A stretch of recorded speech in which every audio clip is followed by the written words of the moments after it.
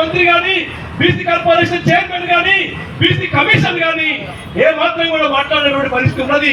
అందుకోసం ఈ ధర్నాను ద్వారానైనా ఈ ప్రభుత్వం కళ్ళు తెరవాలి, కామారెడ్డి బీసీ రిజర్వేషన్ అమలు చేయాలని చెప్పి మీకు కోరుతా ఉన్నాం. అదేవిధంగా దాడులు దౌర్జన్యాలు జరుగుతూ ఉన్నాయి. కుమ్మెరలో మల్లన్న జనానికి వెళితే ఒక రజక దళిత కుటుంబం మీద పసి పాపని చంపి దాడి చేశారు. ఈ దాడిని ఖండిస్తూ ప్రజా సంఘాలు, బీసీ ఎస్సీ సంఘాలు పెద్ద ఎత్తున ఆందోళన చేసి రాష్ట్ర వ్యాప్తంగా నిరసనలు చేసి సెక్రటరేట్ ముట్టడి చేసినా కూడా ముఖ్యమంత్రి గారికి, ప్రభుత్వానికి చీమ కొట్టినట్టు కూడా లేదు. ఇలా నిందితులని కాపాడుతూ ఉన్నారు. 8 మంది దాడి చేస్తే కేవలం 3 మాత్రమే అరెస్ట్ చేసి 4 అరెస్ట్ చేయకుండా ప్రధాన నిందితుడు తుకారాం రెడ్డి సర్పంచ్ ని కాపాడుతున్నటువంటి పరిస్థితి ఇలా కాంగ్రెస్ ప్రభుత్వం వ్యవహరిస్తా ఉన్నది. ఇలా పెద్దల కొమ్ము కాస్తా ఉన్నారు.